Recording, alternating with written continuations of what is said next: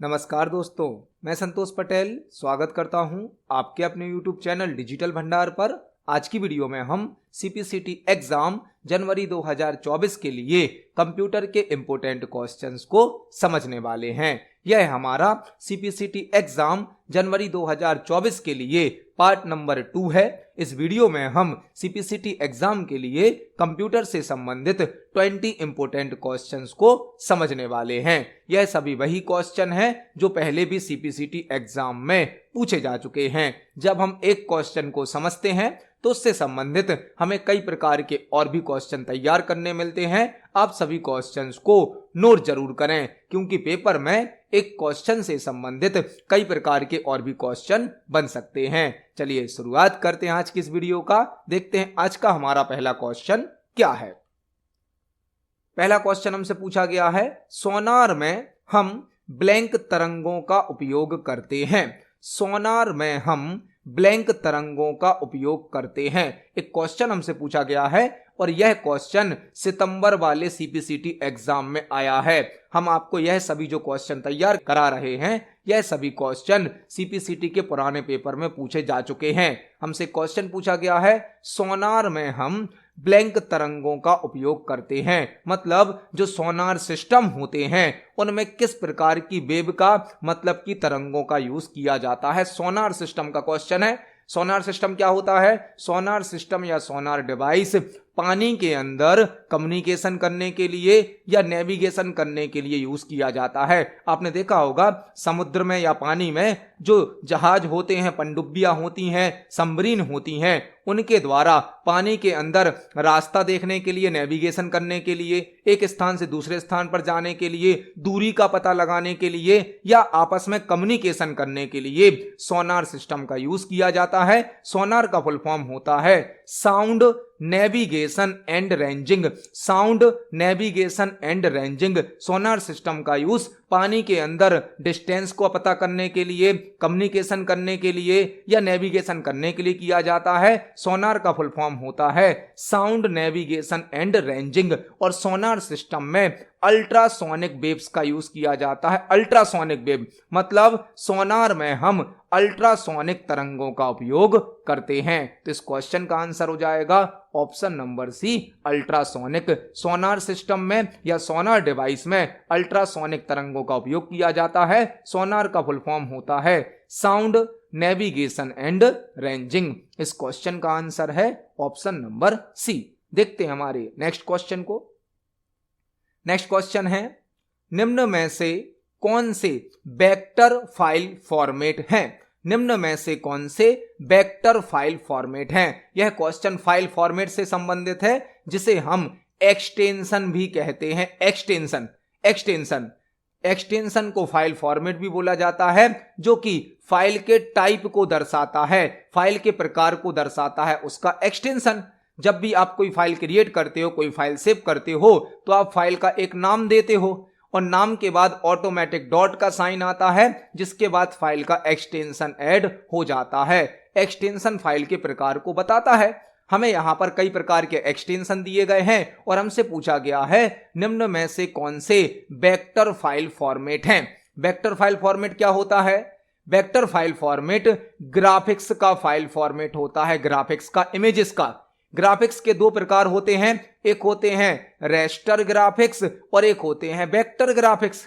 Graphics के दो प्रकार होते हैं, रेस्टर ग्राफिक्स और वेक्टर ग्राफिक्स। जो रेस्टर ग्राफिक्स होते हैं यह पिक्सल से बने होते हैं, डॉट से बने होते हैं। इनको अधिक जूम करने पर इनकी क्वालिटी खराब हो जाती है, जबकि वेक्टर ग्राफिक्स बने होते हैं मैथमेटिकल कैलकुलेशन से। वेक्टर ग्राफिक्स बनते हैं मैथमेटिकल कैलकुलेशन से।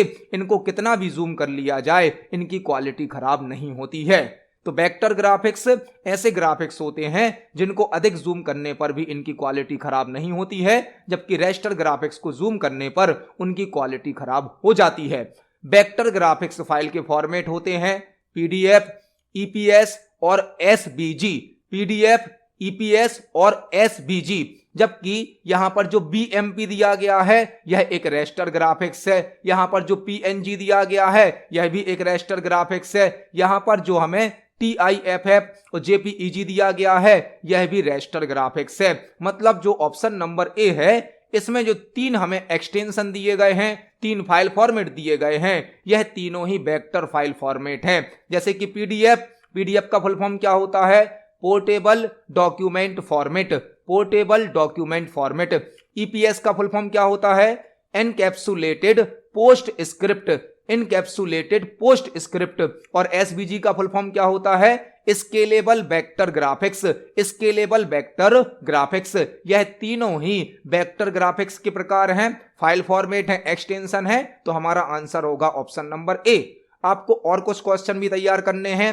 BMP का फुल फॉर्म क्या होता है? BMP का फुल फॉर्म होता है bitmap graphics, bitmap graphics. PNG का full form portable network graphics, portable network graphics. EPS का हमने पहले ही देखा, एनकैप्सुलेटेड पोस्ट स्क्रिप्ट। PS का मतलब होता है पोस्ट स्क्रिप्ट।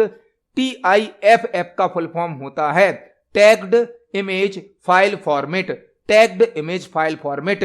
JPEG का फुल फॉर्म होता है joint photographics expert group, joint photographics expert group. तो हमसे यहां पर पूछे गए थे वेक्टर फाइल फॉर्मेट जो कि होते हैं PDF, EPS और SVG। तो इस क्वेश्चन का आंसर हो जाएगा ऑप्शन नंबर ए। देखते हैं हमारे नेक्स्ट क्वेश्चन को। नेक्स्ट क्वेश्चन है, निम्न में से कौन से साइबर सुरक्षा हमलों के प्रकार हैं? निम्न में से कौन से साइबर सुरक्षा हमलों के प्रकार हैं? अगला क्वेश्चन जो हमसे पूछा गया है वह साइबर सिक्योरिटी से, इंफॉर्मेशन सिक्योरिटी से पूछा गया है। निम्न में से कौन से साइबर सिक्योरिटी अटैक्स के टाइप है? हमसे यहां पर क्वेश्चन पूछा गया है निम्न में से कौन से साइबर सुरक्षा हमलों के प्रकार हैं, मतलब साइबर अटैक के टाइप बताने हैं। जब इंटरनेट के माध्यम से, टेक्नोलॉजी के माध्यम से कोई अटैक किया जाता है तो उसे कहा जाता है साइबर अटैक, जो कि साइबर क्राइम की कैटेगरी में आता है। इंटरनेट या टेक्नोलॉजी के माध्यम से होने वाले क्राइम को साइबर क्राइम कहा जाता है। और साइबर क्राइम में 2 प्रकार के साइबर अटैक होते हैं, एक होते हैं एक्टिव अटैक और एक होते हैं पैसिव अटैक। जो साइबर अटैक हैं वो 2 प्रकार के होते हैं, एक्टिव साइबर अटैक और पैसिव साइबर अटैक। मतलब इस क्वेश्चन का आंसर क्या होगा? Option number A, active and passive cyber attack के टाइप होते हैं। इस क्वेश्चन का आंसर हो जाएगा option number A, active attack and passive attack. देखते हैं हमारे नेक्स्ट क्वेश्चन को। नेक्स्ट क्वेश्चन है, ब्लैंक का अर्थ है कि प्रेषक मूल जानकारी को किसी अन्य रूप में परिवर्तित कर नेटवर्क पर अस्पष्ट संदेश भेजता है। नेक्स्ट क्वेश्चन पूछा गया है, ब्लैंक का अर्थ है कि प्रेषक, प्रेषक मतलब सेंडर, मूल जानकारी मतलब ओरिजिनल कंटेंट को किसी अन्य रूप में परिवर्तित कर मतलब चेंज करके नेटवर्क पर अस्पष्ट मतलब जो कि आसानी से समझ में ना आए संदेश भेजता है। यह क्वेश्चन भी साइबर सिक्योरिटी से या इंफॉर्मेशन सिक्योरिटी से पूछा गया है कि जब कोई सेंडर अपना कोई ओरिजिनल कंटेंट, कोई जानकारी भेजता है तो उसे किसी अदर फॉर्मेट में बदल दिया जाता है जिसे आसानी से समझा नहीं जा सकता है, वह क्या होता है? यह क्वेश्चन भी साइबर सिक्योरिटी, इंफॉर्मेशन सिक्योरिटी से पूछा गया है। यहां पर आपको एक साथ कई क्वेश्चन तैयार करने हैं। जब भी नेटवर्क में कोई कम्युनिकेशन होता है तो वहां पर एक होता है सेंडर, मतलब जो मैसेज को भेजेगा जिसे प्रेषक कहा जाता, एक होता है रिसीवर, रिसीवर मतलब जो कि मैसेज को रिसीव करेगा। जो सेंडर होता है यह जो मैसेज भेजता है, जैसे कि इसने मैसेज भेजा हाय, तो यह मैसेज होता है प्लेन टेक्स्ट के रूप में। प्लेन टेक्स्ट या नॉर्मल टेक्स्ट भी इसे कहा जाता है। प्लेन टेक्स्ट या नॉर्मल टेक्स्ट किसने भेजा? सेंडर ने। इस प्लेन टेक्स्ट या नॉर्मल टेक्स्ट पर इनक्रिप्शन अप्लाई किया जाता है। इनक्रिप्शन, इनक्रिप्शन के द्वारा इस प्लेन टेक्स्ट को, नॉर्मल टेक्स्ट को साइपर टेक्स्ट में बदल दिया जाता है। साइपर टेक्स्ट में, साइपर टेक्स्ट क्या होता है? एक सीक्रेट कोड होता है, सीक्रेट कोड जिसे आसानी से समझा नहीं जा सकता है। यह साइपर टेक्स्ट रिसीवर के पास भेजा जाता है और इस साइपर टेक्स्ट को वापस डिक्रिप्शन के द्वारा प्लेन टेक्स्ट में या नॉर्मल टेक्स्ट में बदल दिया जाता है। मतलब सेंडर ने जो मैसेज भेजा था वह प्लेन टेक्स्ट या नॉर्मल टेक्स्ट था जिसे हम कह सकते हैं मूल जानकारी। इस पर क्या लगाया गया? इनक्रिप्शन। इनक्रिप्शन के द्वारा इस टेक्स्ट को अस्पष्ट संदेश में बदल दिया। मतलब किस में बदल दिया? साइपर टेक्स्ट में, जो कि एक सीक्रेट कोड होता है जिसे आसानी से समझा नहीं जा सकता है। जब यह साइपर टेक्स्ट रिसीवर के पास पहुंचता है तो इस पर डिक्रिप्शन लगा दिया जाता है और वापस इस साइपर टेक्स्ट को प्लेन टेक्स्ट में बदल दिया जाता है। हमसे पूछा गया था ब्लैंक का अर्थ है कि प्रेषक मतलब सेंडर मूल जानकारी को किसी अन्य रूप में परिवर्तित कर नेटवर्क पर अस्पष्ट संदेश भेजता है, वह होता है इनक्रिप्शन।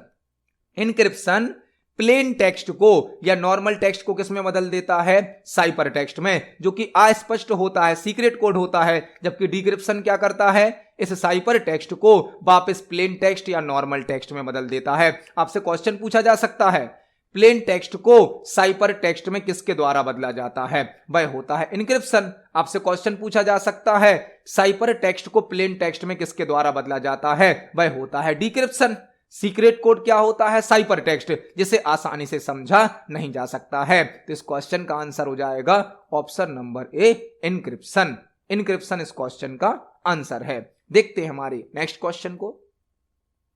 नेक्स्ट क्वेश्चन है, यदि आपका प्रिंटर ऑफलाइन है या तैयार मतलब रेडी नहीं है तो अगला मुद्रण कार्य ब्लैंक होगा। यदि आपका प्रिंटर ऑफलाइन है मतलब प्रिंटर ऑफ है, या तैयार नहीं है मतलब वर्क करने के लिए रेडी नहीं है, तो अगला मुद्रण कार्य क्या होगा? यदि आपका प्रिंटर अभी ऑफ है या प्रिंटर वर्क करने के लिए रेडी नहीं है और आपने यदि प्रिंट आउट दे दिया है तो उस प्रिंट आउट का क्या होगा, यह हमें बताना है। प्रिंटर से संबंधित क्वेश्चन है। प्रिंटर से संबंधित, प्रिंटर क्या है? प्रिंटर एक आउटपुट डिवाइस होती है जो कि हमें हार्ड कॉपी आउटपुट प्रदान करती है। प्रिंटर एक आउटपुट डिवाइस है जो कि हमें हार्ड कॉपी आउटपुट प्रदान करती है। प्रिंटर पर जो फाइल होती है उसकी हार्ड कॉपी आउटपुट प्रिंट की जाती है। प्रिंटर के द्वारा पेपर पर इंफॉर्मेशन को प्रिंट किया जाता है जो कि हमें हार्ड कॉपी आउटपुट के रूप में प्राप्त होती है। हमसे क्वेश्चन पूछा गया है यदि आपका प्रिंटर ऑफलाइन है या रेडी नहीं है तो जो नेक्स्ट आपने प्रिंट दिया है उसका क्या होगा? ऑप्शन नंबर ए है रद्द हो जाएगा। क्या आपका प्रिंट आउट कैंसिल हो जाएगा? ऑप्शन नंबर बी है असीमित समय के लिए स्थगित हो जाएगा। असीमित समय के लिए मतलब इनफाइनाइट टाइम के लिए वह रुक जाएगा। ऑप्शन नंबर सी क्या है? प्रिंटिंग क्यू में रखा जाएगा। या ऑप्शन नंबर डी है आपको अपना प्रिंटर बदलना होगा। जब आपका प्रिंटर प्रिंटिंग करने के लिए रेडी नहीं होता है या प्रिंटर ऑफ होता है और यदि आप कोई प्रिंट दे देते हैं तो जो भी आप प्रिंट देते हैं वह प्रिंटर के क्यू में जाकर स्टोर हो जाता है। क्यू मतलब एक मेमोरी जिसमें जो भी हम प्रिंट देते हैं वह स्टोर होते जाते हैं और एक एक करके जैसे ही प्रिंटर वर्क करता है तो उनको प्रिंट कर दिया जाता है। क्यू का मतलब है एक लाइन। एक लाइन हम जो भी प्रिंट देंगे, जैसे हमने प्रिंट बंद दिया तो यह क्यू में जाके रख गया। जैसे ही प्रिंटर ऑन होगा P1 नाम का प्रिंट निकल जाएगा। अब P1 अभी प्रिंट हो रहा है, उस समय पर हमने एक और प्रिंट दे दिया P2 तो यह जाके कहां रख जाएगा? क्यू में। क्यू का मतलब है एक लाइन जिसमें हम जो जो वर्क प्रिंटर को देते जा रहे हैं वह लाइन बाय लाइन स्टोर होते जा रहे हैं। जैसे ही हमारा प्रिंटर वर्क करेगा तो एक एक करके सभी प्रिंट आउट को प्रिंट कर देगा। मतलब यदि हमारा प्रिंटर ऑफलाइन है या तैयार नहीं है तो हम जो भी प्रिंट आउट देंगे वह प्रिंटर के क्यू में स्टोर हो जाता है। इस क्वेश्चन का आंसर होगा ऑप्शन नंबर सी। देखते हैं हमारे नेक्स्ट क्वेश्चन को। नेक्स्ट क्वेश्चन है, यदि डीवीडी ड्राइव में डाली गई डिस्क चल नहीं रही है और यह बायोस के साथ साथ डिवाइस मैनेजर में दिख रही है तो इसके ब्लैंक में कोई समस्या हो सकती है। यदि डीवीडी ड्राइव में डाली गई डिस्क चल नहीं रही है और यह बायोस के साथ साथ डिवाइस मैनेजर में भी दिख रही है तो इसके ब्लैंक में कोई समस्या हो सकती है। हमें यहां पर एक क्वेश्चन दिया गया है जो कि हार्डवेयर से संबंधित है और यहां पर पूछा गया है कि यदि आपने डीवीडी ड्राइव में, डीवीडी ड्राइव मतलब कंप्यूटर का वह भाग जहां पर आप सीडी और डीवीडी को लगाते हैं। कंप्यूटर सिस्टम में, लैपटॉप में जिस स्थान पर सीडी डीवीडी को लगाकर प्ले किया जाता है वह स्थान कहलाता है डीवीडी ड्राइव। डीवीडी का फुल फॉर्म क्या है? Digital versatile disc. Digital versatile disc DVD का फुल फॉर्म है और वह स्थान जहां पर हम सीडी डीवीडी को कंप्यूटर में लगाते हैं उसे कहा जाता है डीवीडी ड्राइव। यदि डीवीडी ड्राइव में डाली गई डिस्क चल नहीं रही है, आपने अपने कंप्यूटर में कोई सीडी कोई डीवीडी लगाई वह वर्क नहीं कर रही है, लेकिन वह बायोस मतलब basic input output system, basic input output system के साथ साथ डिवाइस मैनेजर में भी दिख रही है। डिवाइस मैनेजर मतलब जहां से आप देख सकते हैं कि आपके कंप्यूटर में कौन कौन सी डिवाइस कनेक्ट है। मतलब हमने जो सीडी या डीवीडी अपने कंप्यूटर में लगाई है वह कंप्यूटर में दिख तो रही है कि कनेक्ट है, लेकिन वह वर्क नहीं कर रही, वह चल नहीं रही है। तो इसके पीछे कौन सी समस्या हो सकती है, यह हमें यहां पर बताना है। ऑप्शन नंबर ए क्या है, पावर सप्लाई की समस्या है क्या? पावर सप्लाई की समस्या होती तो डिस्क दिखती ही नहीं। ऑप्शन नंबर बी क्या है, device driver. Option number C क्या है, मॉनिटर। मॉनिटर की तो कोई समस्या नहीं है। ऑप्शन नंबर डी क्या है, ऑपरेटिंग सिस्टम। ऑपरेटिंग सिस्टम की भी समस्या नहीं है। मतलब आंसर क्या होगा, डिवाइस ड्राइवर। डिवाइस ड्राइवर मतलब डिवाइस ड्राइवर एक सॉफ्टवेयर होता है जो कि किसी हार्डवेयर डिवाइस को कंट्रोल करता है। हमारे कंप्यूटर से जो भी हार्डवेयर डिवाइस कनेक्ट होती हैं उन सभी हार्डवेयर डिवाइस को कंट्रोल करने के लिए, ऑपरेट करने के लिए कुछ सॉफ्टवेयर यूज किए जाते हैं और हार्डवेयर डिवाइस के सॉफ्टवेयर को कहा जाता है डिवाइस ड्राइवर। तो यदि हमारे कंप्यूटर में हमने सीडी या डीवीडी लगाई है और वो दिख रही है लेकिन ऑन नहीं हो रही है, तो उसका डिवाइस ड्राइवर हो सकता है इंस्टॉल ना हो। सही तरीके से डिवाइस ड्राइवर वर्क नहीं करेगा तो हमारी सीडी या डीवीडी प्ले नहीं होगी। डीवीडी का फुल फॉर्म क्या होता है, डिजिटल वर्सेटाइल डिस्क। बायोस का फुल फॉर्म क्या होता है, बेसिक इनपुट आउटपुट सिस्टम। तो इस क्वेश्चन का आंसर हो जाएगा option number B, device driver. देखते हैं हमारे नेक्स्ट क्वेश्चन को। नेक्स्ट क्वेश्चन है, रिसाइकिल बिन आइकन कहां पाया जाता है? रिसाइकिल बिन आइकन कहां पाया जाता है? बहुत ही बेसिक सा और सिंपल सा क्वेश्चन पूछा गया है। रिसाइकिल बिन का आइकन कहां शो होता है? रिसाइकिल बिन क्या है? रिसाइकिल बिन एक विंडोज ऑपरेटिंग सिस्टम का फीचर है। Recycle bin Windows operating system का फीचर है जो कि डिलीट होने वाले ऑब्जेक्ट को स्टोर करता है। जब आप कंप्यूटर में कोई फाइल, कोई फोल्डर, कोई आइकन डिलीट करते हो तो वह रिसाइकिल बिन में जाकर स्टोर हो जाता है और रिसाइकिल बिन से हम उस ऑब्जेक्ट को रीस्टोर भी कर सकते हैं। आइकन का मतलब क्या है? आइकन का मतलब है एक स्मॉल साइज का ग्राफिक्स जो कि किसी ऑब्जेक्ट को रिप्रेजेंट करता है। तो जो रिसाइकिल बिन है इसका आइकन हमें कहां शो किया जाता है? डेस्कटॉप पर। हमारे कंप्यूटर का जो डेस्कटॉप होता है, जो स्क्रीन होती है, उस पर हमें रिसाइकिल बिन का आइकन शो किया जाता है, जहां से हम रिसाइकिल बिन को ओपन भी कर सकते हैं और डिलीट होने वाले ऑब्जेक्ट को देख सकते हैं, उन्हें रीस्टोर भी कर सकते हैं। रिसाइकिल बिन एक ऐसी लोकेशन है जो कि डिलीट होने वाले ऑब्जेक्ट को स्टोर करती है। यहां पर एक और क्वेश्चन बन सकता है, यदि हमें किसी ऑब्जेक्ट को परमानेंट डिलीट करना है। परमानेंट डिलीट करना मतलब जो हम डिलीट करें वह रिसाइकिल बिन में ना जाए। जब आप नॉर्मल डिलीट करते हैं किसी फाइल को, किसी फोल्डर को, किसी आइकन को, तो वह रिसाइकिल बिन में चला जाता है। लेकिन यदि आप किसी ऑब्जेक्ट को परमानेंट डिलीट करना चाहते हैं तो शॉर्टकट की होती है शिफ्ट प्लस डिलीट। शिफ्ट के साथ डिलीट की को प्रेस करने से कोई भी ऑब्जेक्ट परमानेंट डिलीट हो जाता है, मतलब वह रिसाइकिल बिन में आपको नहीं मिलेगा। तो यहां पर हमने 2-3 क्वेश्चन तैयार करे। रिसाइकिल बिन विंडोज का एक फीचर है जो कि डिलीट होने वाले ऑब्जेक्ट को स्टोर करता है, यह डेस्कटॉप पर पाया जाता है और shift plus delete permanent delete की शॉर्टकट की होती है। इस क्वेश्चन का आंसर हो जाएगा ऑप्शन नंबर डी, डेस्कटॉप पर। देखते हैं हमारे नेक्स्ट क्वेश्चन को। नेक्स्ट क्वेश्चन है, रैम में ऑपरेटिंग सिस्टम को लोड करने की संपूर्ण प्रक्रिया को कंप्यूटर की ब्लैंक कहा जाता है।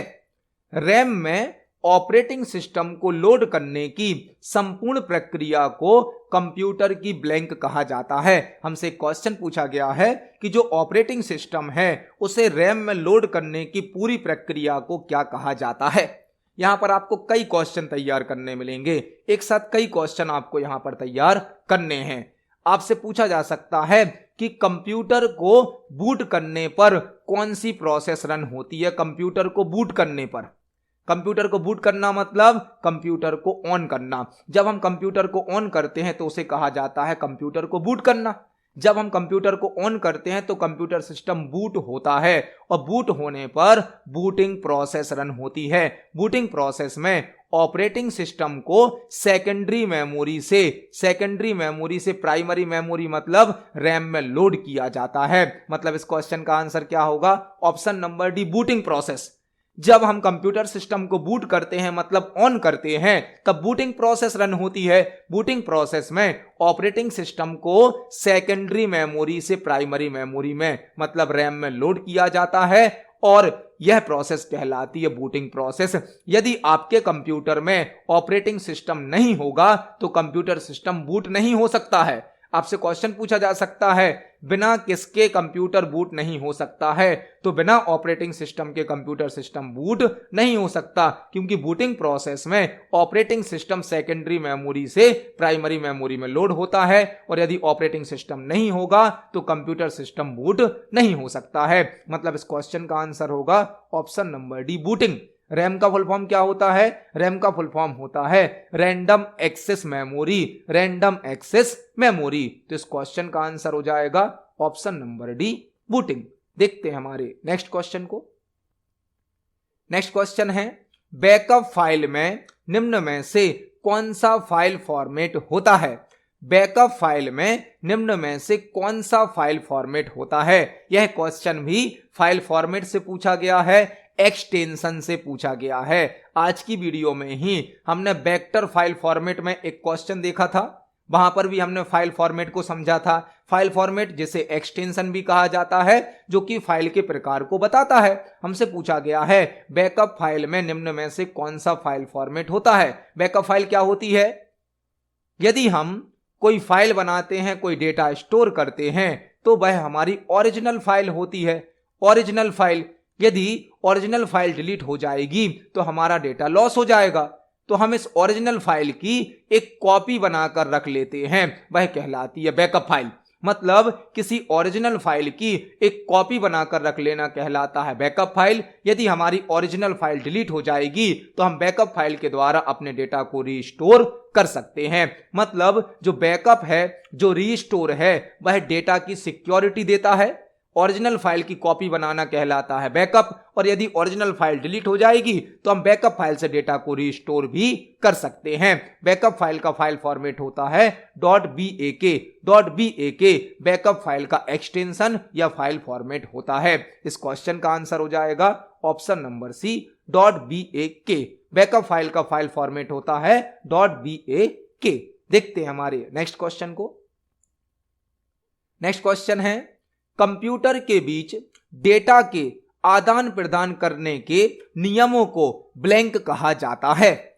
कंप्यूटर के बीच डेटा के आदान प्रदान करने के नियमों को ब्लैंक कहा जाता है। हमसे क्वेश्चन पूछा गया है कि कंप्यूटर के बीच में जो डेटा का आदान प्रदान होता है, मतलब इंफॉर्मेशन को एक्सचेंज किया जाता है, उसके जो रूल्स होते हैं उसे क्या कहा जाता है? बहुत ही बेसिक सा और सिंपल सा क्वेश्चन है जो कि कंप्यूटर नेटवर्क से पूछा गया है। कंप्यूटर नेटवर्क से जब भी दो या दो से अधिक कंप्यूटर आपस में कनेक्ट होते हैं, इंफॉर्मेशन या रिसोर्सेज को शेयर करते हैं, तो उसे कहा जाता है कंप्यूटर नेटवर्क। और कंप्यूटर नेटवर्क में सूचनाओं का आदान प्रदान करने के लिए कुछ नियम भी लागू होते हैं, उन्हें कहा जाता है प्रोटोकॉल्स।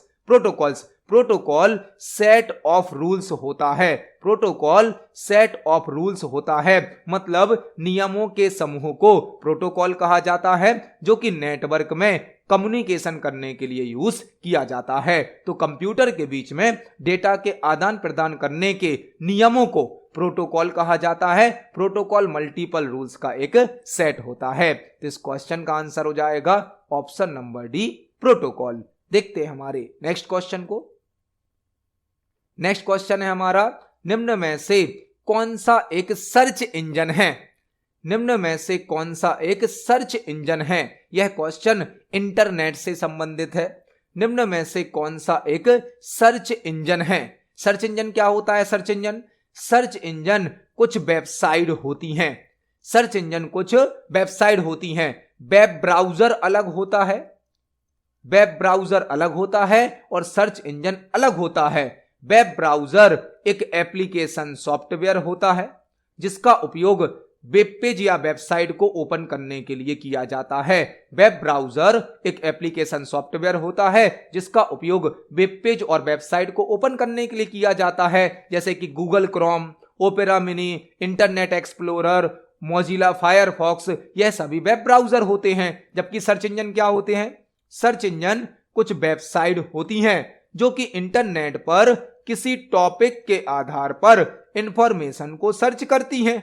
यदि हमें इंटरनेट पर किसी टॉपिक के आधार पर इंफॉर्मेशन को सर्च करना है तो हम सर्च इंजन का यूज करते हैं। तो सर्च इंजन कुछ वेबसाइट हैं, जबकि वेब ब्राउजर एक एप्लीकेशन सॉफ्टवेयर होता है। हमें यदि सर्च इंजन का यूज करना है तो सर्च इंजन एक वेबसाइट है, यह भी किसके अंदर ओपन होगी? वेब ब्राउजर के अंदर। मतलब वेब ब्राउजर के अंदर सर्च इंजन का यूज किया जाता है। सर्च इंजन इंटरनेट पर किसी टॉपिक के आधार पर इंफॉर्मेशन को सर्च करता है। हमसे पूछा गया है निम्न में से कौन सा एक सर्च इंजन है? तो यहां पर इंटरनेट एक्सप्लोरर तो एक वेब ब्राउजर है, फ्लैश एक अलग प्रोग्राम है, यहां पर क्रोम भी एक वेब ब्राउजर है। मतलब जो गूगल है वह हमारा आंसर है। google.com एक सर्च इंजन है जिस पर हम इंफॉर्मेशन को सर्च कर सकते हैं। google.com, bing.com, ask.com, इस प्रकार से कई प्रकार के सर्च इंजन होते हैं जो कि इंटरनेट पर किसी टॉपिक की इंफॉर्मेशन को सर्च करने के लिए यूज किए जाते हैं। इस क्वेश्चन का आंसर है ऑप्शन नंबर सी, गूगल। google.com एक सर्च इंजन है जो कि इंटरनेट पर किसी टॉपिक के आधार पर इंफॉर्मेशन को सर्च करने के लिए यूज किया जाता है। देखते हैं हमारे नेक्स्ट क्वेश्चन को। नेक्स्ट क्वेश्चन है SMTP किसके साथ जुड़ा हुआ है? SMTP किसके साथ जुड़ा हुआ है? हमें एक शब्द दिया गया है SMTP और पूछा गया है यह किससे संबंधित है। ऑप्शन नंबर ए है TCP/IP, ऑप्शन नंबर बी है electronic mail, option number C है Internet Explorer, option number D है वर्ल्ड वाइड वेब। SMTP है क्या? SMTP एक प्रोटोकॉल है। SMTP एक प्रोटोकॉल है जिसका फुल फॉर्म होता है simple mail transfer protocol. Simple mail transfer protocol. SMTP एक प्रोटोकॉल है जिसका फुल फॉर्म होता है सिंपल मेल ट्रांसफर प्रोटोकॉल। अब इसका फुल फॉर्म यदि आपको पता है सिंपल मेल, तो यह किससे संबंधित होगा? इलेक्ट्रॉनिक मेल से संबंधित होगा। मतलब ईमेल को सेंड करने के लिए SMTP प्रोटोकॉल का यूज किया जाता है। SMTP का फुल फॉर्म होता है सिंपल मेल ट्रांसफर प्रोटोकॉल, जो कि ईमेल से संबंधित एक प्रोटोकॉल है। तो इस क्वेश्चन का आंसर होगा option number B, SMTP electronic mail के साथ जुड़ा हुआ है। आपको एक और क्वेश्चन तैयार करना है। TCP/IP का फुल फॉर्म क्या होता है? TCP/IP भी एक प्रोटोकॉल है। TCP का फुल फॉर्म है transmission control protocol. Transmission control protocol. IP का फुल फॉर्म है इंटरनेट प्रोटोकॉल। Internet protocol. इस क्वेश्चन का आंसर होगा option number B, electronic mail. SMTP electronic mail से संबंधित होता है। देखते हैं हमारे नेक्स्ट क्वेश्चन को। नेक्स्ट क्वेश्चन है ब्राउजर ब्लैंक आपके द्वारा वर्तमान सत्र के दौरान विजिट किए गए वेब पेजों की एक सूची रखता है। ब्राउजर ब्लैंक आपके द्वारा वर्तमान सत्र के दौरान विजिट किए गए वेब पेजों की एक सूची रखता है। यह क्वेश्चन भी इंटरनेट से संबंधित है, ब्राउजर से संबंधित है। ब्राउजर क्या है? ब्राउजर जिसे वेब ब्राउजर भी कहा जाता है। Web browser. वेब ब्राउजर क्या होता है? वेब ब्राउजर एक एप्लीकेशन सॉफ्टवेयर होता है। वेब ब्राउजर एक एप्लीकेशन सॉफ्टवेयर होता है जिसका उपयोग वेब पेज या वेबसाइट को ओपन करने के लिए किया जाता है। वेब पेज या वेबसाइट को ओपन करने के लिए वेब ब्राउजर का यूज किया जाता है, जैसे कि Google Chrome, opera mini, Mozilla Firefox, internet explorer, यह सभी वेब ब्राउजर होते हैं। तो ब्राउजर ब्लैंक आपके द्वारा वर्तमान सत्र के दौरान विजिट किए गए वेब पेजों की एक सूची रखता है। ब्राउजर का ऐसा कौन सा ऑप्शन है जो यह लिस्ट स्टोर करता है कि आपने अभी कौन कौन से पेज देखे हैं, कौन कौन से वेब पेज ओपन करे हैं। आप जब वेब ब्राउजर में कोई वेबसाइट खोलते हो तो वेब ब्राउजर में ऐसा कौन सा ऑप्शन होता है जो आपके द्वारा देखे गए सभी वेब पेज और वेबसाइट की लिस्ट बनाकर रखता है? वह कहलाता है हिस्ट्री। हिस्ट्री। हिस्ट्री मतलब आप वेब ब्राउजर में कौन कौन से वेब पेज ओपन कर रहे हो, कौन कौन सी वेबसाइट ओपन कर रहे हो, इसकी जानकारी कहाँ स्टोर हो जाती है ब्राउजर में, हिस्ट्री ऑप्शन के अंदर। हिस्ट्री में यह जानकारी होती है कि आपने अभी तक कौन कौन से वेब पेज और वेबसाइट को ओपन किया है। हिस्ट्री को ओपन करने की शॉर्टकट की होती है Ctrl+H। आप ब्राउजर में यदि हिस्ट्री लिस्ट को ओपन करना चाहते हो तो Ctrl+S से कर सकते हो। तो इस क्वेश्चन का आंसर क्या होगा? Option number A, history. History list में यह जानकारी होती है कि आपके द्वारा वर्तमान सत्र के दौरान कौन कौन से वेब पेज विजिट किए गए हैं। इस क्वेश्चन का आंसर है ऑप्शन नंबर ए। देखते हैं हमारे नेक्स्ट क्वेश्चन को। नेक्स्ट क्वेश्चन है, निम्नलिखित में से क्या सामान्यतः वेब पेजों पर पाया जाता है? निम्नलिखित में से क्या सामान्यतः वेब पेजों पर पाया जाता है? यह क्वेश्चन भी हमसे पूछा गया है इंटरनेट से संबंधित। निम्नलिखित में से क्या जर्नली वेब पेजेस पर पाया जाता है? वेब पेज क्या होते हैं? वेब पेज कहलाते हैं वेबसाइट के पेज। किसी वेबसाइट के पेज को कहा जाता है वेब पेज। एक वेबसाइट मल्टीपल वेब पेजेस से मिलकर बनी होती है, मतलब वेब पेजेस के कलेक्शन को वेबसाइट कहा जाता है। एक वेबसाइट मल्टीपल वेब पेजेस से मिलकर बनी होती है, वेब पेज कहलाता है वेबसाइट का पेज। हमसे पूछा गया है निम्नलिखित में से क्या सामान्यतः वेब पेजों पर पाया जाता है? ऑप्शन नंबर ए क्या है? इंटरनेट। ऑप्शन नंबर बी है हाइपरलिंक। ऑप्शन नंबर सी है इंट्रानेट। ऑप्शन नंबर डी है टेम्पलेट। तो इंटरनेट से तो हम वेब पेज को ओपन करते हैं, जो कि एक इंटरनेशनल नेटवर्क है, इंटरकनेक्टेड नेटवर्क है। इंट्रानेट कहलाता है एक प्राइवेट नेटवर्क, एक छोटा नेटवर्क प्राइवेट नेटवर्क कहलाता है इंट्रानेट। और टेम्पलेट तो कहलाते हैं किसी ऑब्जेक्ट का एक बना बनाया फॉर्मेट, टेम्पलेट। आपने देखा होगा जब आप कोई वेब पेज या वेबसाइट ओपन करते हो तो उसमें हाइपरलिंक बनी होती हैं। हाइपरलिंक क्या होती हैं? हाइपरलिंक पर जब आप क्लिक करते हो तो आप एक पेज से दूसरे पेज पर पहुंच जाते हो। वेबसाइट में जो वेब पेज होते हैं उन सभी वेब पेजेस को आपस में कनेक्ट करने के लिए, आपस में लिंक करने के लिए हाइपरलिंक का यूज किया जाता है। मतलब वेब पेज पर हाइपरलिंक होती हैं जिस पर क्लिक करके हम एक पेज से दूसरे पेज पर जा सकते हैं। तो इस क्वेश्चन का आंसर हो जाएगा option number B, hyperlink. Web page पर हाइपरलिंक पाई जाती हैं, हाइपरलिंक पर क्लिक करके हम एक पेज से दूसरे पेज पर जा सकते हैं। इस क्वेश्चन का आंसर है ऑप्शन नंबर बी। देखते हैं हमारे नेक्स्ट क्वेश्चन को। नेक्स्ट क्वेश्चन है, वर्ड डॉक्यूमेंट में एक बड़े ड्रॉप्ड प्रारंभिक कैपिटल अक्षर के साथ एक पैराग्राफ शुरू करने के लिए कौन से फंक्शन का उपयोग किया जाता है? वर्ड डॉक्यूमेंट में, मतलब एमएस वर्ड का क्वेश्चन है, एक बड़े ड्रॉप्ड प्रारंभिक कैपिटल अक्षर के साथ एक पैराग्राफ शुरू करने के लिए कौन से फंक्शन का उपयोग किया जाता है? एमएस वर्ड से एक क्वेश्चन पूछा गया है हमसे कि वर्ड डॉक्यूमेंट में एक बड़े ड्रॉप्ड प्रारंभिक कैपिटल अक्षर के साथ एक पैराग्राफ शुरू करने के लिए कौन से फंक्शन का उपयोग किया जाता है? एमएस वर्ड का क्वेश्चन है कि यदि एमएस वर्ड में हमें इस प्रकार का टेक्स्ट लिखना है, फॉर एग्जाम्पल हमने पहला अक्षर बड़ा कर दिया, कैपिटल कर दिया, जो कि मल्टीपल लाइन में दिखेगा, मल्टीपल लाइन में दिखेगा। आपने देखा होगा न्यूज़पेपर में, बुक्स में इस प्रकार का टेक्स्ट लिखा होता है जिसमें पैराग्राफ का जो पहला अक्षर होता है उसे मल्टीपल लाइन में ड्रॉप कर दिया जाता है। यह ड्रॉप कैप नाम के ऑप्शन से पॉसिबल होता है। ड्रॉप कैप, एमएस वर्ड में एक ड्रॉप कैप नाम का ऑप्शन होता है जो कि पैराग्राफ के या सेंटेंस के फर्स्ट लेटर को, फर्स्ट वर्ड को, जो भी आप सिलेक्ट करेंगे, मल्टीपल लाइन में बड़ी साइज पर ड्रॉप करके दिखाता है। यह ऑप्शन होता है ड्रॉप कैप। आपको इससे संबंधित कई क्वेश्चन तैयार करने हैं। ड्रॉप कैप करता क्या है?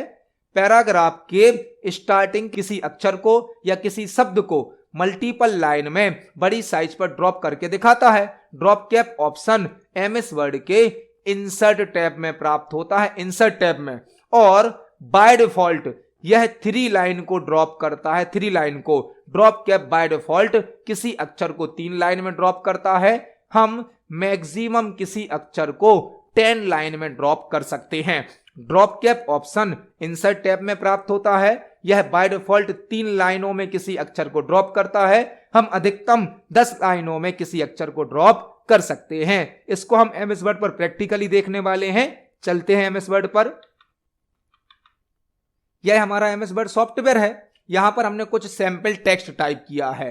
अब यदि हम अपने पैराग्राफ के पहले अक्षर को सिलेक्ट करें और इंसर्ट टैब पर जाएं, इंसर्ट टैब के अंदर एक ऑप्शन होता है ड्रॉप कैप। इस ड्रॉप कैप ऑप्शन में यदि हम ड्रॉप्ड ऑप्शन को सिलेक्ट करें तो आप देखेंगे जो अक्षर हमने सिलेक्ट किया था वह बड़ी साइज पर 3 लाइनों में ड्रॉप होकर हमें दिखाया जा रहा है। ड्रॉप कैप ऑप्शन का क्वेश्चन हमसे पूछा गया था। आप देख सकते हैं बाय डिफॉल्ट इसे 3 लाइनों में ड्रॉप किया गया है, और यदि आप 3 लाइनों से अधिक में ड्रॉप करना चाहते हैं तो आप ड्रॉप कैप ऑप्शन पर जाएं। यहां पर आप मैक्सिमम 10 लाइनों को ड्रॉप कर सकते हैं, 10 लाइंस को। यह होता है ड्रॉप कैप। एमएस वर्ड में यदि आप पैराग्राफ की शुरुआत के अक्षर को, शब्द को मल्टीपल लाइन में बड़ी साइज में शो करना चाहते हैं तो ड्रॉप कैप का यूज किया जाता है, जो कि बाय डिफॉल्ट 3 लाइंस में ड्रॉप करता है। इस क्वेश्चन का आंसर है ऑप्शन नंबर सी। देखते हैं हमारे नेक्स्ट क्वेश्चन को।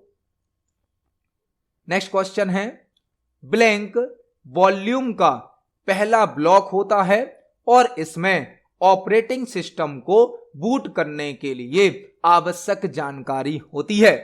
ब्लैंक वॉल्यूम का पहला ब्लॉक होता है और इसमें ऑपरेटिंग सिस्टम को बूट करने के लिए आवश्यक जानकारी होती है। आज की वीडियो में ही हमने बूटिंग से संबंधित एक क्वेश्चन जाना था। बूटिंग प्रोसेस कब रन होती है? जब हम कंप्यूटर को बूट करते हैं, मतलब कंप्यूटर को ऑन करते हैं। कंप्यूटर को ऑन करना कहलाता है कंप्यूटर को बूट करना। जैसे ही हमारा कंप्यूटर ऑन होता है तो बूटिंग प्रोसेस रन होती है। बूटिंग प्रोसेस रन होने पर ऑपरेटिंग सिस्टम जो कि सेकेंडरी मेमोरी में इंस्टॉल होता है वह बूटिंग प्रोसेस में प्राइमरी मेमोरी में लोड हो जाता है और हमारा कंप्यूटर सिस्टम ऑन हो जाता है। उसी से संबंधित हमसे क्वेश्चन पूछा गया है ब्लैंक वॉल्यूम का। वॉल्यूम मतलब यहां पर क्या है? कोई भी ड्राइव, कोई भी disk, CD, DVD, hard disk, SSD, कोई भी डिस्क हो सकती है।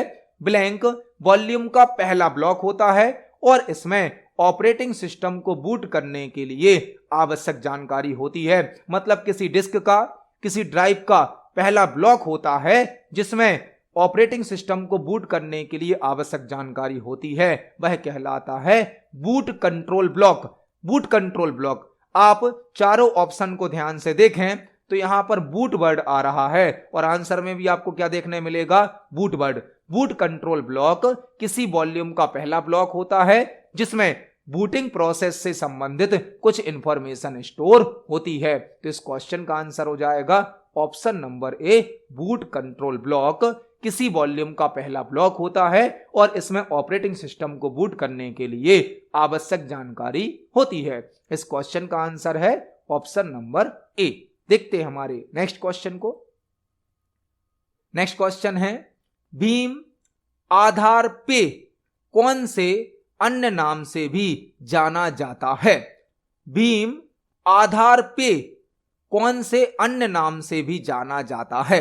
एक क्वेश्चन हमसे पूछा गया है जो कि भीम ऐप से संबंधित है। भीम ऐप से संबंधित भीम आधार पे कौन से अन्य नाम से भी जाना जाता है? यह क्वेश्चन जो है यह हमसे ईपीएस से संबंधित पूछा गया है। ईपीएस मतलब इलेक्ट्रॉनिक पेमेंट सिस्टम या ऑनलाइन पेमेंट सिस्टम कह सकते हैं हम इसे, जो कि भीम ऐप से संबंधित है। यहां पर आपको एक साथ कई क्वेश्चन तैयार करने हैं।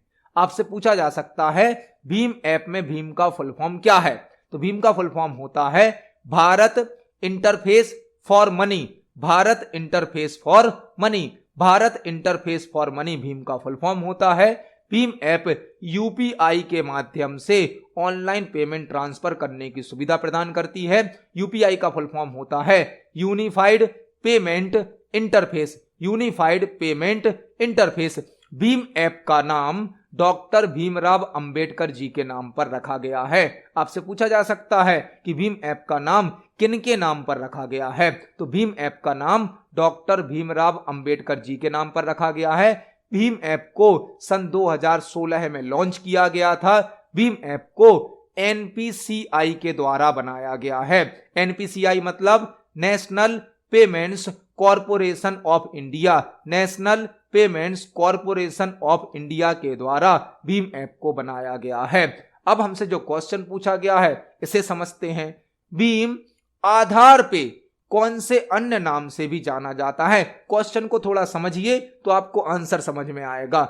भीम ऐप का यूज करते हुए यदि आप आधार कार्ड डिटेल से पेमेंट कर रहे हैं, आधार पे मतलब आधार कार्ड का नंबर डालकर और आप अपने थंब एक्सप्रेशन को स्कैन करके, बायोमेट्रिक स्कैन करके पेमेंट करते हैं तो उसे कहा जाता है biometric based payment system.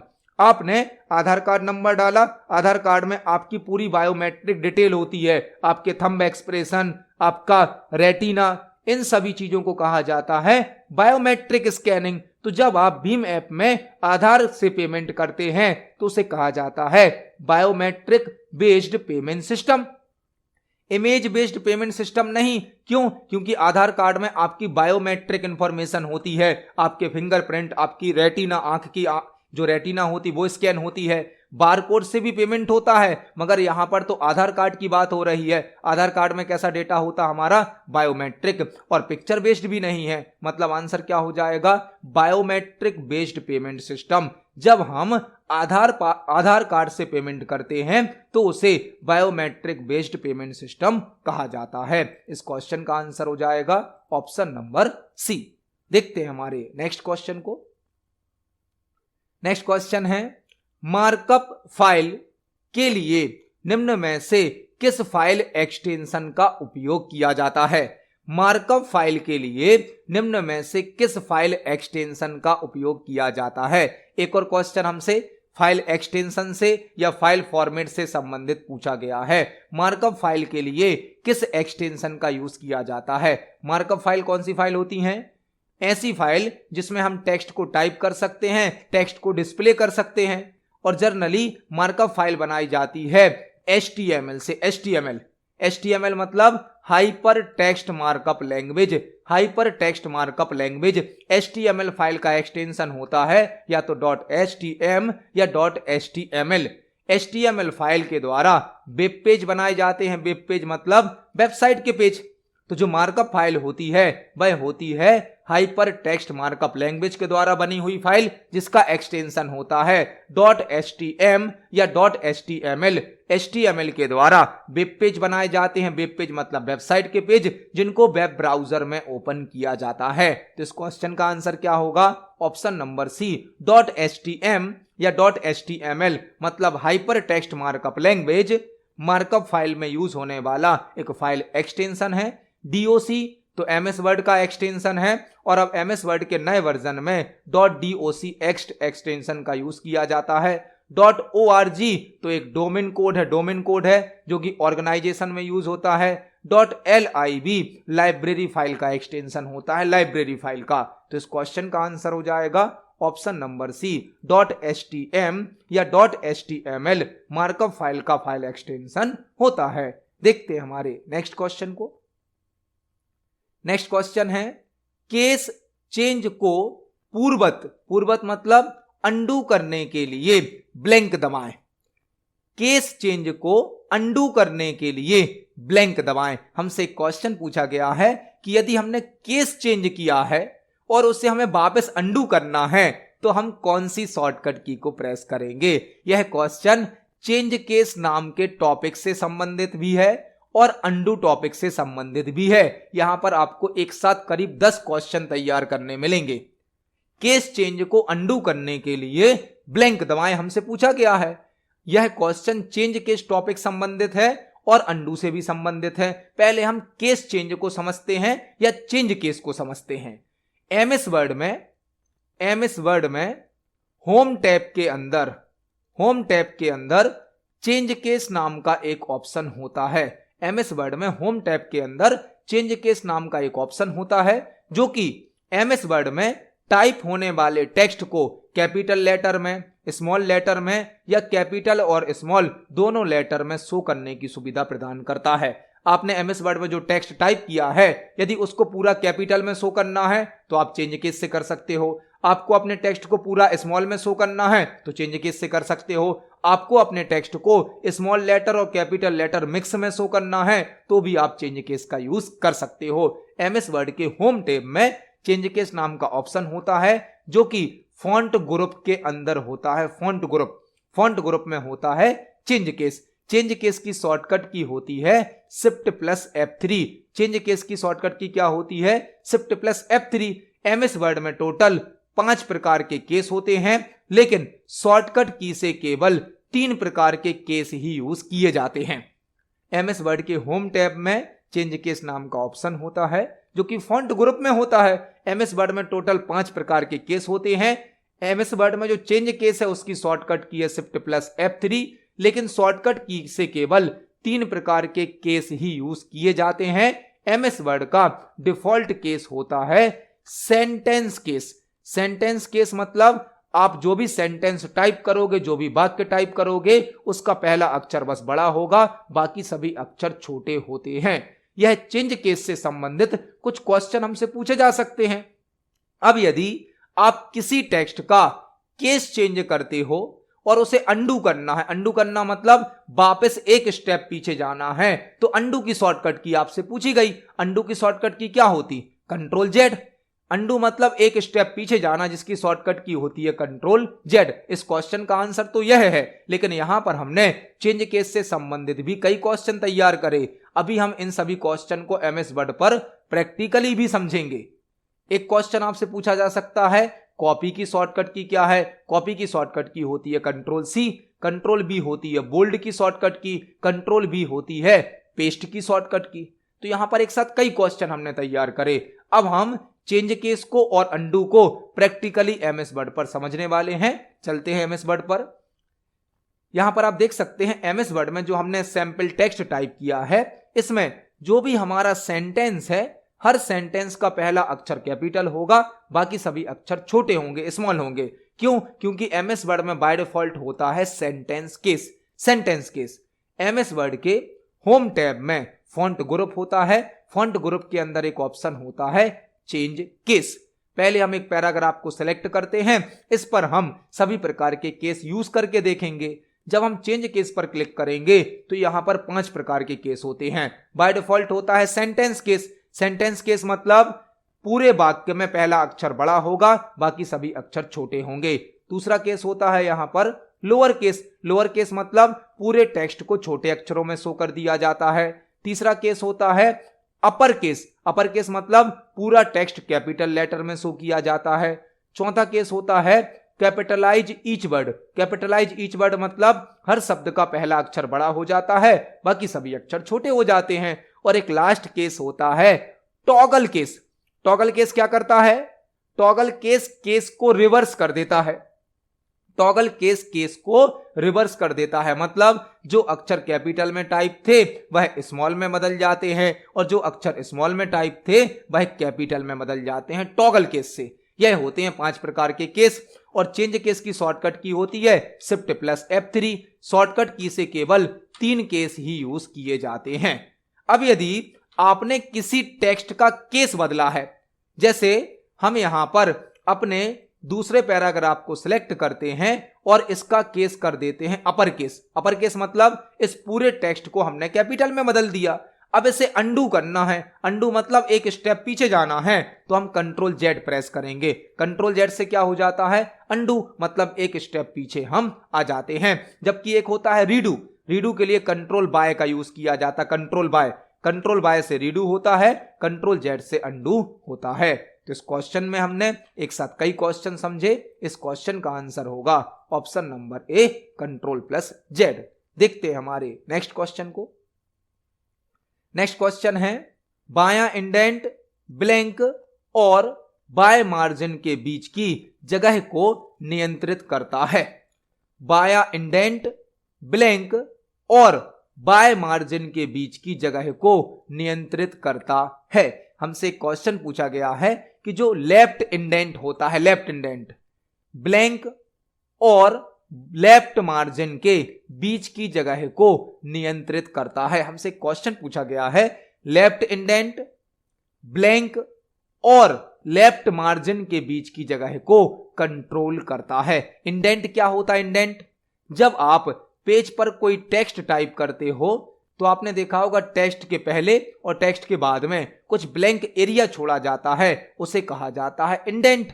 Indent indent MS word में 4 प्रकार के होते हैं। एक होता है लेफ्ट इंडेंट, एक होता है राइट इंडेंट, एक होता है फर्स्ट लाइन इंडेंट, पहली लाइन में बस स्पेस होता है, बाकी लाइन में नहीं होता है, यह कहलाता है फर्स्ट लाइन इंडेंट। एक होता है हैंगिंग इंडेंट। हैंगिंग इंडेंट मतलब पहली लाइन में इंडेंट मतलब स्पेस नहीं होगा, बाकी सभी लाइन में स्पेस होता है।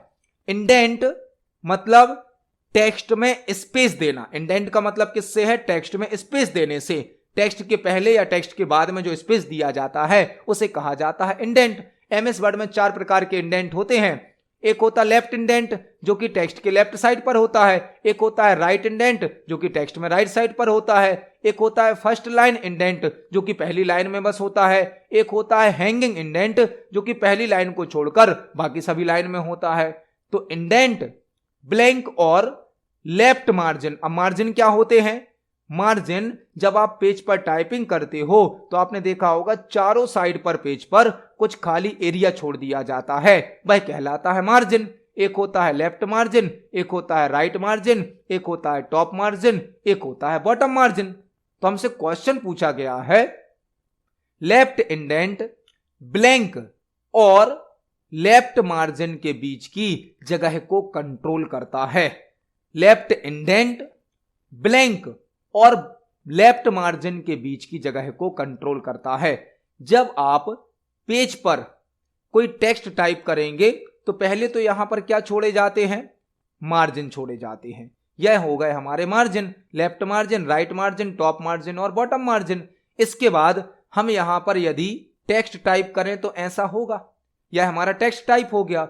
अब हमें यहां लेफ्ट साइड पर लेफ्ट इंडेंट भी देना है। लेफ्ट इंडेंट मतलब और स्पेस छोड़ना है, तो यहां पर फॉर एग्जाम्पल हम इतना लेफ्ट इंडेंट दे देंगे, इतना एरिया हमारा ब्लैंक हो जाएगा। यहां से इस लाइन के इस तरफ लेफ्ट साइड का टेक्स्ट हट गया और यहां पर टेक्स्ट है, तो अब हुआ क्या है? ये हमारा लेफ्ट मार्जिन है, यह हमने क्या दे दिया यहां पर? Left indent. तो हुआ क्या? जो हमारा पैराग्राफ लिखा था उसके बीच का स्पेस कंट्रोल हो गया, उसके बीच का स्पेस बढ़ गया या घट गया। यह आंसर होगा यहां पर पैराग्राफ। पैराग्राफ, पैराग्राफ में जो लेफ्ट इंडेंट है और लेफ्ट मार्जिन है, इन दोनों के द्वारा पैराग्राफ को कंट्रोल किया जाता है। हमारा टेक्स्ट या हमारा पैराग्राफ कहां पर शो होगा, यह हम किससे कंट्रोल करेंगे? लेफ्ट इंडेंट से या लेफ्ट मार्जिन से। मतलब लेफ्ट इंडेंट, पैराग्राफ और लेफ्ट मार्जिन के बीच की जगह को कंट्रोल करता है। जो लेफ्ट इंडेंट है वह दिखता कहां पर है? लेफ्ट मार्जिन और पैराग्राफ के बीच में, दोनों के बीच में जो जगह होती है उसमें क्या दिखता है? लेफ्ट इंडेंट दिखता है। तो इस क्वेश्चन का आंसर क्या हो जाएगा? Option number A, paragraph. जो लेफ्ट इंडेंट है वह पैराग्राफ और लेफ्ट मार्जिन के बीच की जगह को कंट्रोल करता है। इसको हम प्रैक्टिकली देख सकते हैं एमएस वर्ड में। चलते हैं एमएस वर्ड में, आप देख सकते हैं अभी यहां पर हमने जो टेक्स्ट टाइप किया है इसमें मार्जिन तो दिख रहे होंगे आपको। यह है लेफ्ट मार्जिन, यह है राइट मार्जिन, यह है टॉप मार्जिन और नीचे होगा बॉटम मार्जिन। अभी यहां पर मार्जिन है लेकिन इंडेंट नहीं है। अब यदि हम एक पैराग्राफ को सिलेक्ट करें और हम इसका लेफ्ट इंडेंट बढ़ा दें, हम लेफ्ट इंडेंट को बढ़ा रहे हैं, तो अब आप देख सकते हैं जो लेफ्ट इंडेंट है उसने लेफ्ट मार्जिन और पैराग्राफ के बीच के एरिया को, बीच के स्पेस को कंट्रोल किया है। मतलब लेफ्ट इंडेंट को कम करेंगे तो मार्जिन और पैराग्राफ के बीच में स्पेस कम हो जाएगा, और लेफ्ट इंडेंट को यदि हम बढ़ा देंगे तो हमारा जो मार्जिन है लेफ्ट वाला और पैराग्राफ है उसके बीच में एरिया स्पेस बढ़ भी जाएगा। यह क्वेश्चन हमसे पूछा गया है। इंडेंट की शॉर्टकट की भी होती है, आप Ctrl+M से इंडेंट को बढ़ा सकते हैं और Ctrl+Shift+M से इंडेंट को घटा सकते हैं। Ctrl+M से इंडेंट इंक्रीज होता है और Ctrl+Shift+M से इंडेंट डिक्रीज होता है। इंडेंट पैराग्राफ फॉर्मेटिंग के अंतर्गत आता है जो कि होम टैब में पैराग्राफ ग्रुप में प्राप्त होता है। तो इस क्वेश्चन का आंसर होगा ऑप्शन नंबर ए, पैराग्राफ। तो आज की वीडियो में हमने सीपीसीटी एग्जाम के लिए कंप्यूटर से संबंधित 20 इंपोर्टेंट क्वेश्चंस को समझा। जब हम एक क्वेश्चन को समझते हैं तो उससे संबंधित हमें कई प्रकार के और भी क्वेश्चन तैयार करने मिलते हैं। आप सभी क्वेश्चंस को पढ़ें, समझें। यदि आपका कोई क्वेश्चन है, कोई डाउट है तो कमेंट सेक्शन में जरूर पूछें। वीडियो पसंद आती है तो वीडियो को लाइक करें, ज़्यादा से ज़्यादा शेयर करें। मिलते हैं अगली वीडियो में। धन्यवाद।